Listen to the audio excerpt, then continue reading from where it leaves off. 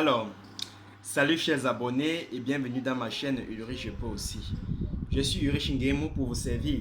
Alors, avant de commencer cette vidéo aujourd'hui, je voudrais d'abord vous remercier au fond du cœur, puisque au fur et à mesure que lorsque je me connecte sur la chaîne, je vois le nombre d'abonnés ne fait que grandir. Ça veut dire quoi? Ce que je fais, généralement, chacun y trouve déjà son compte à l'intérieur. Ça veut dire quoi? Le monde est à l'écoute de ce que je fais. C'est l'objectif même d'avoir créé cette chaîne. Ok, d'accord. En deuxième lieu aussi, j'aimerais remercier déjà tous ces élèves-là qui m'écrivent déjà en inbox et m'envoient les différents problèmes, les différents soucis concernant les chapitres qu'ils n'ont pas bien assimilés lors de cours en classe. Comme le titre de la vidéo le dit très bien, aujourd'hui nous allons travailler sur la translation. C'est un élève qui m'a envoyé ça dernièrement. Il paraît que le professeur a fait ça en classe, il n'a pas bien assimilé le concept de translation. Il m'a demandé si je pourrais un peu expliquer très clairement à ma façon pour qu'il essaie s'il peut trouver son compte dans mon explication. Donc c'est un peu ça. C'est ce qu'on doit faire aujourd'hui. Donc, pour les autres, n'hésitez pas aussi de vous comporter de la sorte. Si vous avez un souci, si vous avez certaines leçons que vous n'avez pas bien assimilées et que vous voulez que j'utilise ma façon d'expliquer pour vous aider, n'hésitez pas à m'écrire en inbox ou m'envoyer un mail avec ces différents soucis-là. Alors, dans cette nouvelle vidéo aujourd'hui, nous allons voir le cours sur la translation. Nous allons commencer en premier lieu à expliquer même le thème translation, la thématique translation. Nous allons comprendre ce que c'est que la translation, utiliser cette compréhension-là pour essayer de déterminer l'image d'un point par rapport à cette translation-là. Dans une seconde vidéo, nous allons voir aussi comment déterminer l'image de toute une figure par rapport à une translation. Alors, je vous demande, je vous exhorte de rester connecté jusqu'à la fin de cette vidéo, puisqu'à la fin, j'ai un cadeau pour vous. Alors, restez connecté jusqu'à la fin de cette vidéo. Alors, pour le coup, et dans un instant. Alors, les amis, essayons d'expliquer alors, comme on l'a dit tantôt, le thème translation. Alors, c'est quoi même une translation? Essayons de comprendre ça plus clairement. À notre façon. Vous savez que ici, on explique à notre façon. La translation, c'est quoi? Pour comprendre la translation, généralement, il y a certains termes généralement qu'il faut voir. Donc, on va voir que si on récupère, par exemple, avec les explications, généralement, ça passe très vite. Si on récupère un point ou une figure tout entière, on demande de faire la translation. Qu'est-ce qu'on fait? Il faut seulement, à ce point-là ou à la figure, la faire glisser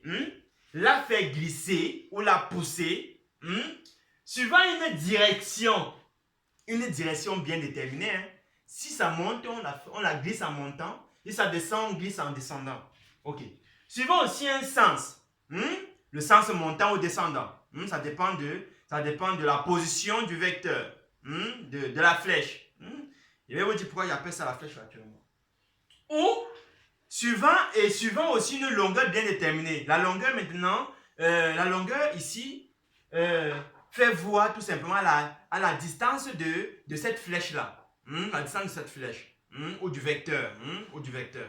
Du moins. Généralement, on comprend ça très vite. On comprend ça facilement et très aisément quand on a l'habitude d'appliquer. Essayons d'appliquer alors pour que vous compreniez. Vous assimilez ça très bien. Donc, on essaie de résumer très vite. On dit que la translation d'un point ou d'une figure, c'est quoi? C'est récupérer cette figure, la figure initiale, la faire glisser ou la pousser, suivant une direction bien déterminée, un sens bien précis, et suivant une longueur. Ok. Essayons alors de déterminer l'image de ce point A par rapport à la translation qui renvoie L sur M. Donc, lorsqu'on dit qui renvoie L sur M, donc ici on a donné le sens. Donc, ça veut dire que L sera renvoyé à M. Essayons de faire ça en pratique pour voir pourquoi on essaie de voir ça plus clair. Ici, mettons notre point A là. Vous pouvez mettre n'importe où. Et ici, mettons notre point L, M ici. Je mets le point L là et le point M ici. Ok. Du moins, déterminons le point M. L'image du point M, autant pour moi. Déterminons l'image du point M par la translation qui renvoie L sur M. La première des choses à faire, c'est quoi? Et d'abord, puisque dans d'autres exercices, on va vous donner par exemple la distance LM.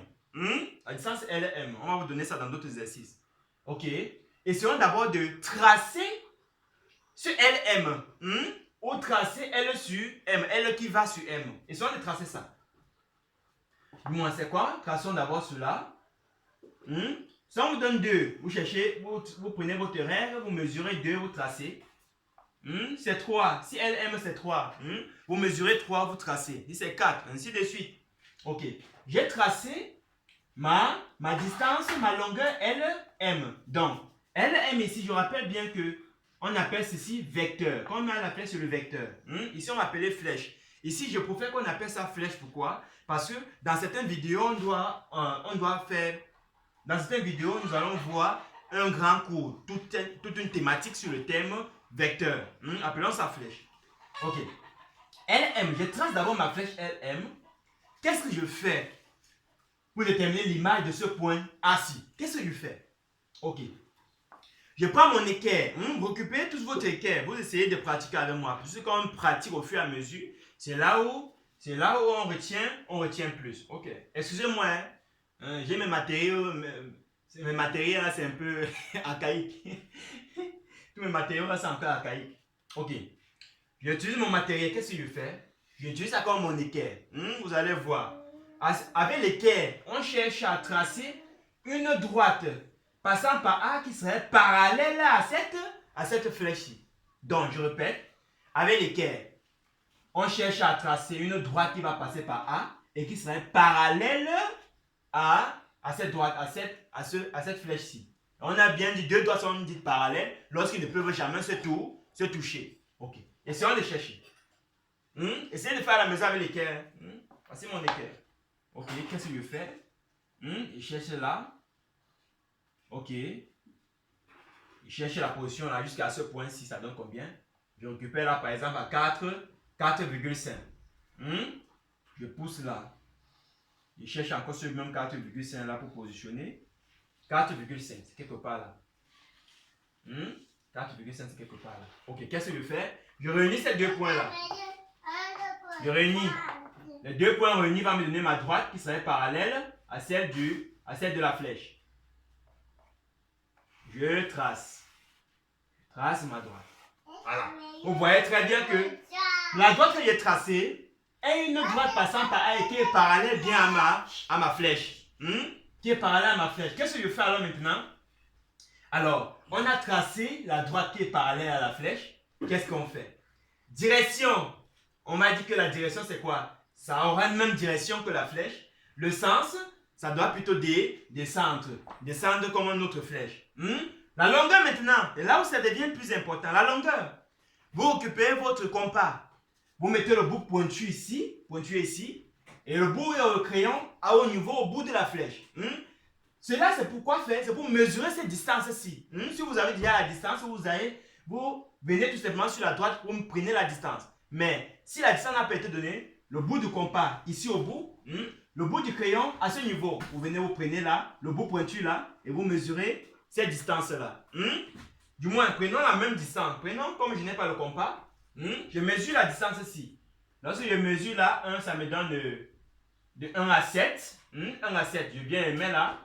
1 à 7, je cherche cette même distance-là. 1 à 7. Donc, quelque part là. 1 à 7, c'est ça. À ce point-là, je peux mettre un autre point que j'appelle par exemple A'. Le point A', alors, c'est quoi maintenant? On va dire que le point A', c'est l'image du point A par la translation du vecteur LM. Enfin, on a fini, on a trouvé. Vous voyez comment la translation est facile. Comprendre la thématique, comprendre tout ce qui se cache derrière ça, et on applique. Donc, pour conclure tout simplement, on va dire, tu peux écrire, on écrit en conclusion que A' est l'image de A par la translation du vecteur LM. On voit bien que LM va comme ça. Ici aussi, ça va de ce même sens-là. Voilà notre point A. J'espère que vous avez bien compris cette thématique. l'image d'un point par rapport à la translation. Voilà ce qu'on a fait. Ok. Dans un instant, nous allons essayer de voir maintenant, d'utiliser aussi toujours ces termes-là, la translation pour déterminer l'image de toute une figure. Alors, restez connectés, c'est dans un instant.